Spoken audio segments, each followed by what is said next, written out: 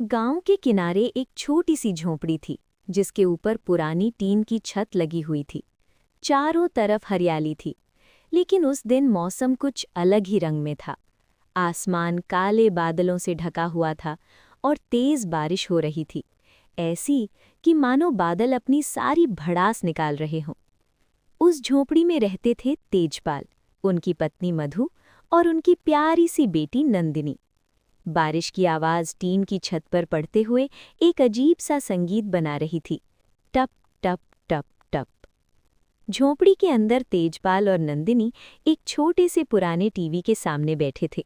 TV की screen पर हल्की हल्की लाइनें आ रही थीं, लेकिन फिर भी दोनों बड़े ध्यान से कोई पुरानी फिल्म देख रहे थे। पापा, ये हीरो इतना बहादुर कैसे है? नंदिनी ने उत्सुकता से पूछा। तेजपाल मुस्कुराए, क्योंकि वो कभी हार नहीं मानता, ठीक तुम्हारी तरह। नंदिनी की आंखों में चमक आ गई। उधर रसोई के कोने में मधु चूल्हे पर खाना बना रही थी।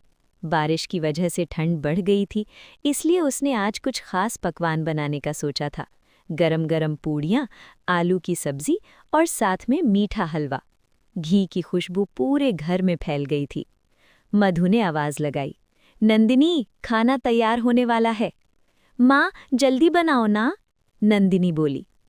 अचानक धड़ाम, एक तेज आवाज के साथ बिजली चली गई। पूरा घर अंधेरे में डूब गया। नंदिनी डर गई और तुरंत अपने पिता से लिपट गई। डर मत बेटा, तेजपाल ने उसके सिर पर हाथ फेरते हुए कहा, मैं हूं ना। मधु ने जल्दी से एक डिब्बे से मोमबत्ती निकाली और उसे जलाया। हल्की सी रोशनी में पूरा घर एकदम अलग सा लगने लगा, जैसे कोई कहानी की दुनिया हो। मधु फिर से चूल्हे के पास बैठ गई और मोमबत्ती की रोशनी में खाना बनाने लगी। बारिश अब और तेज हो गई थी। हवा भी चलने लगी थी, जिससे मोमबत्ती की लौ कभी तेज कभी धीमी हो रही थी। लेकिन मधु के हाथ नहीं रुके। कुछ देर बाद खाना तैयार हो गया। तीनों लोग एक साथ बैठ गए। एक छोटी सी चौकी पर थाली रखी गई। वाह माँ, आज तो मज़ा आ गया, नंदिनी ने खुशी से कहा। तेजपाल बोले, तुम्हारी माँ के हाथ का खाना तो हमेशा ही सबसे अच्छा होता है। मधु मुस्कुराई। तीनों ने साथ में खाना खाया।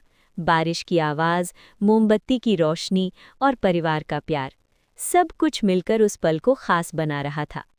खाना खत्म करने के बाद तेजपाल ने कहा, चलो नंदिनी, अब सोने चलते हैं। झोंपड़ी की छत पर एक छोटी सी जगह थी, जहाँ एक और छोटी झोंपड़ी जैसी बनाई गई थी। वहीं पर तेजपाल और नंदिनी सोने चले गए। नीचे मधु बर्तन धोने लगी। तभी उनकी पालतू बिल्ली टिन्नी धीरे धीरे उसके पास आई और म्याऊ करने लगी। मधु ने प्यार से कहा, अरे टिन्नी, भूख लगी है क्या?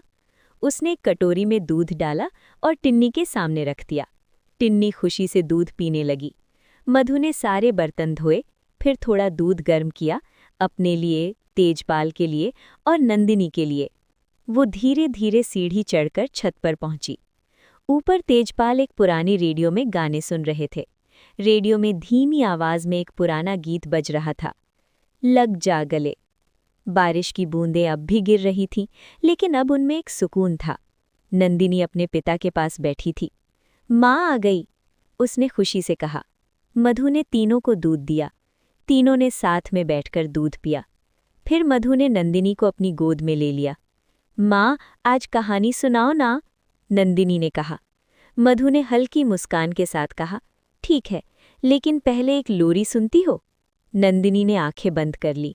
मधु धीरे धीरे गाने लगी, सो जा राजकुमारी सो जा, चांदनी तेरे संग है। तेजपाल उस दृश्य को देख रहे थे, उनकी पत्नी, उनकी बेटी और वो शांत रात। उनकी आंखों में संतोष था। बारिश अब धीमी हो गई थी।